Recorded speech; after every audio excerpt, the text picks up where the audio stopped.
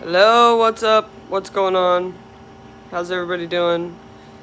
This is going to be a super quick live stream, but I wanted you guys to know what's going on, and also had some info on Ropefish that I thought I'd share, so let's check this out. So the new ropes that were in quarantine have been moved into the pond, but this one, so they're both males.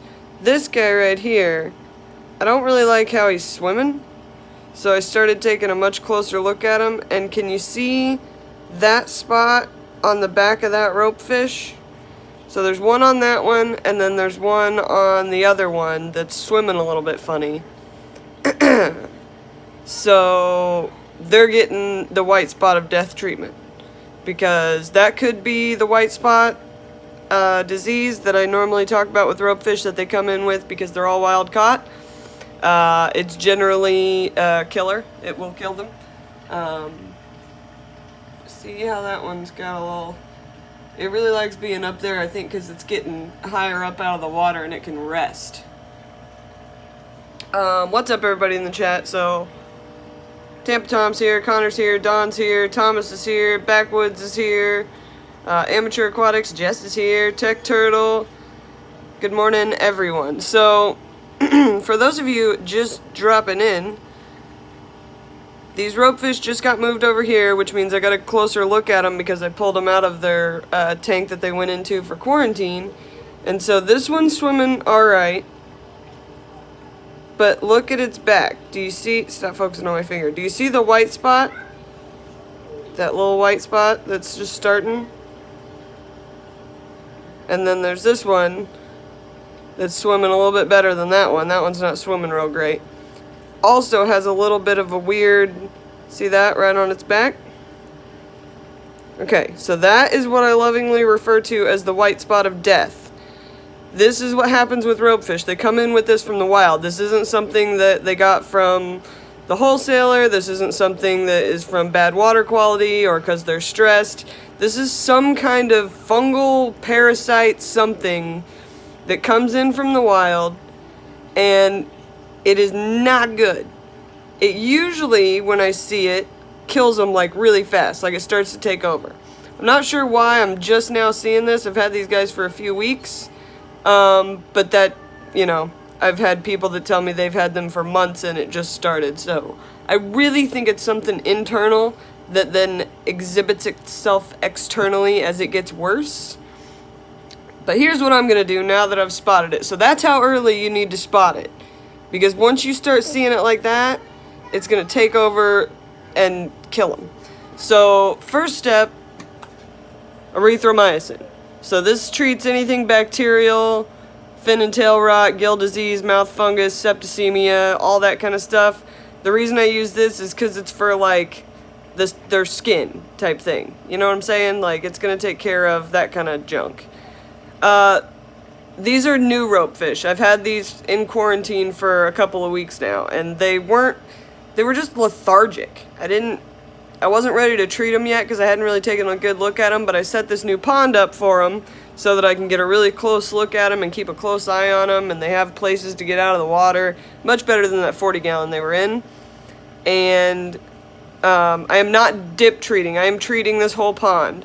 So I am going to do this for about 20 gallons, which might be a little bit low or a little bit high. I'm not 100% sure how much this pond holds. So I'm treating for 20 gallons, and I'm going to do the full 4 doses. So what you do with erythromycin is you dose it for 10 gallons, 1 packet per 10 gallons, then you repeat the dose after 24 hours. Then you wait another day, you change some water, and you repeat that whole process again. So 4 doses of this. At the same time, and I don't have this with me, I'm going to go get some General Cure, and I'm going to treat them with General Cure at the same time for any kind of parasite type situation, because I'm not 100% sure what that is. I need a microscope, Joseph. If anybody could call Joseph and tell him this is exactly the situation I need a microscope for. Because that is the white spot of death disease. I know it. I just know it. I've seen it. I know how it starts. This is what happens. So, erythromycin and general cure. This pond is under 100% quarantine. The 40-gallon is under 100% quarantine because it now is being treated with the same thing just to make sure nothing's in the water column that would affect anything else. This one that's not swimming real well really likes to be up on these ledges where it can rest, close to the surface of the water. I think that helps with their recovery as well. Look at that Brazilian pennywort. It looks amazing. Tech Turtle's been away for a while. Welcome back. Backwoods says, I hope these ropefish will get better soon. They totally will. I've caught it in time. We're gonna be fine here. This is what I'm talking about with, like, catching it early. Like, if you wait until that ropefish is covered in white and their skin is falling off, like, it almost looks like necrotizing fasciitis, where it's like the flesh-eating disease. That's what it looks like when it gets bad. But when it starts, it looks like that. And you're like, is that something or is that not something? See that little white spot? That's exactly what I'm talking about. That discoloration is problem numero uno for ropefish. So when I saw this as I was moving them today before I head to work, I decided I had to tell you guys and show you how I treat it. So full dose of erythromycin, full dose of general cure, reassess situation. I may add some catappa leaves, we'll see. Sometimes that helps too. Fish Dreams, what's up? Tiny Pond looks great. Thank you, Jess. Don says, I have a microscope I will never use with I could get it to you. That would be sweet. Yeah, so now we get to see the process of curing the disease that I've been talking about forever. Where'd you guys go? They seem to be enjoying it in here. They're moving around. That one that is not swimming real well, he hasn't been swimming, so, like, every time I catch him swim in that 40-gallon, I'm like, I think something's weird there. That's not right. And now that I can see him from the top and I can see him moving around a lot, he's almost like blind or something. I don't know. He couldn't right himself when I first got him in here, and now that he's gotten his bearings, he's a little bit better, but... And that's a male, you can tell from the tail. They're both males. They got big tails. Oh yeah, that's pretty far to ship it from, Don. Anyways, so, Sean has faith in my skills that I'll fix it. No, yeah, I'll fix it. It's okay. Identification is the first situation. So yeah, and probably within the next week, I will have a big, huge announcement. Some stuff is changing, and I gotta tell you guys about it. It's gonna be kind of awesome. And yeah, we're gonna go to about 10 minutes. Anybody got any questions? Good morning, Norway. Mangus is here.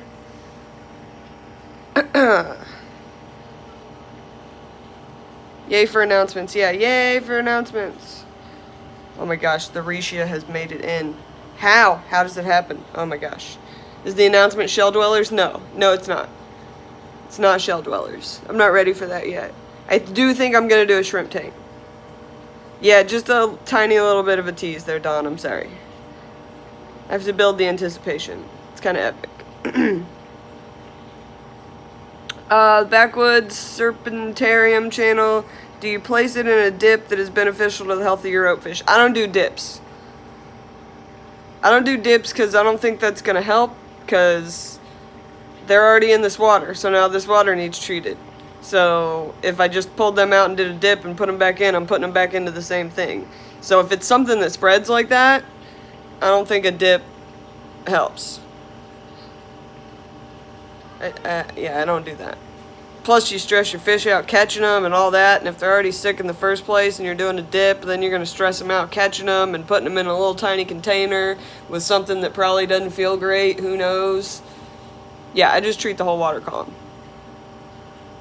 Oh yeah, this is a new little mini pond to grow out these little dudes, because I can't really put them straight into the big pond because number one, they need quarantined, and number two, they're not old enough to breed yet, so they really just would be eating eggs, if anything, in that breeding pond, so it's not really a great idea.